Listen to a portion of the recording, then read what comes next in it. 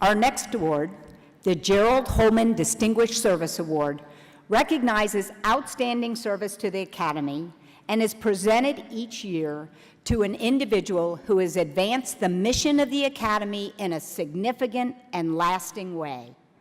This award was named for Dr. Gerald Holman, a past president who served in many volunteer roles.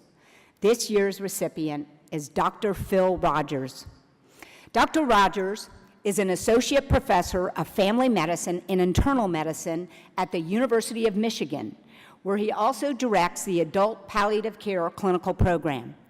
Dr. Rodgers has provided countless hours, literally millions, in volunteer service to the Academy. He has advocated for our policies which improve care for patients with serious illness and led our efforts to promote an alternative payment model for palliative care. Dr. Rodgers served as co-chair of the Public Policy Committee and has worked tirelessly helping to draft our public comments to congressional committees and the Centers for Medicare and Medicaid Services. Dr. Rodgers currently chairs the Alternative Payment Model Task Force, co-chairs the Quality Payment Work Group, and serves as our representative on the advisory committee to the AMA Relative Value Scale Update Committee. He is also on the American College of Physicians Subspecialty Advisory Group on Socioeconomic Affairs. Please join me in congratulating Dr. Phil Rodgers for receiving the Distinguished Service Award.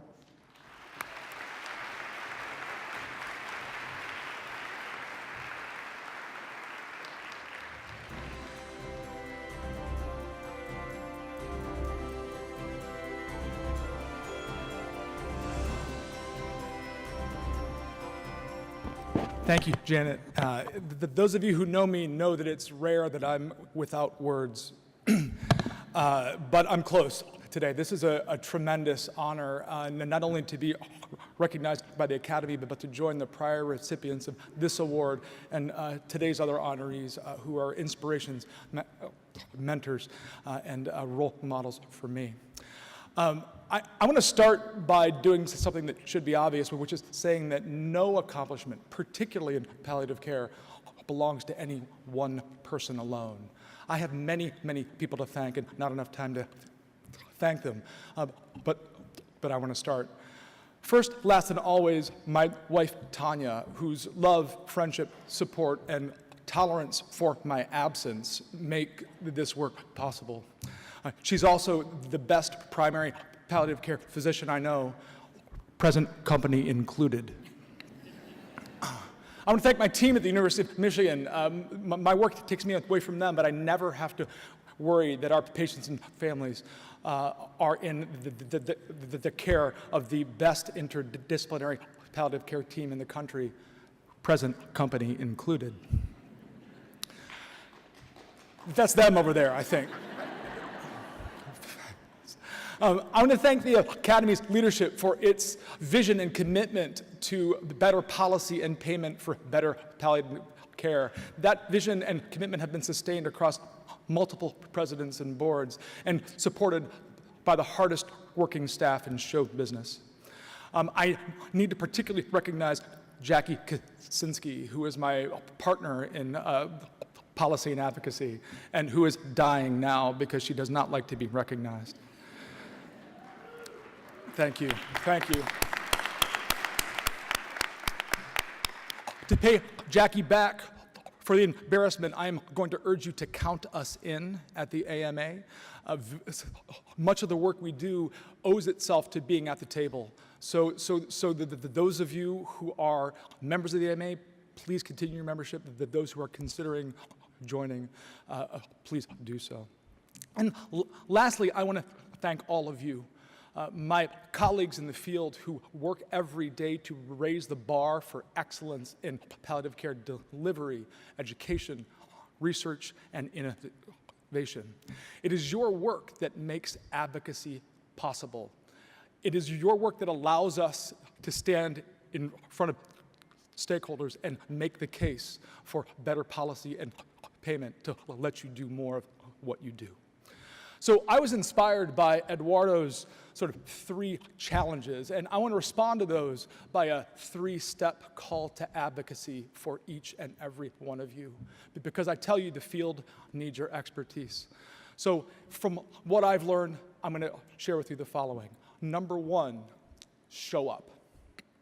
Woody Allen famously said 80% of life is showing up. I would submit that most of the rest of the 20% is showing up again. And again, and again. Find out what your passion is, find out where decisions about it are made, and find out a way to get there. Don't be surprised if you're intimidated. Don't be surprised if you're overwhelmed, but keep showing up and you'll learn what you need to know to advocate. Number 2, stand up. Make yourself known to the people you're advocating with that you care for the thing, you care about the thing you believe in. Find allies who share your passion. Do your homework. Understand what motivates your policy makers. All of them have priorities.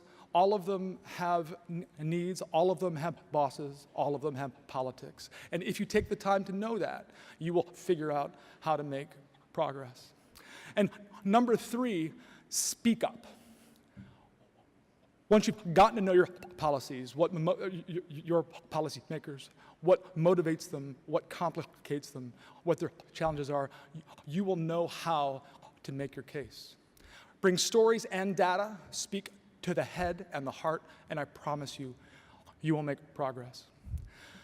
So I could find no better way to close my comments today than with the words of the great composer and lyricist Lin-Manuel Miranda, who created the smash hit musical Hamilton. For those of you who know the musical, there's a show-stopping number in the 2nd act called The Room Where It Happens. Aaron Burr sings about wanting to be in the place where important decisions are made, and in the middle of it, Alexander Hamilton offers what I think is the perfect encapsulation of what it takes to be an advocate. I will refrain for everybody's benefit from rapping, but I will kind of try to hit the rhythm because it helps. And Hamilton says, if you've got skin in the game, then stay in the game. You don't get a win unless you play in the game. You'll get love for it, you'll get hate for it, but you'll get nothing if you wait for it. So don't wait for it. Thank you.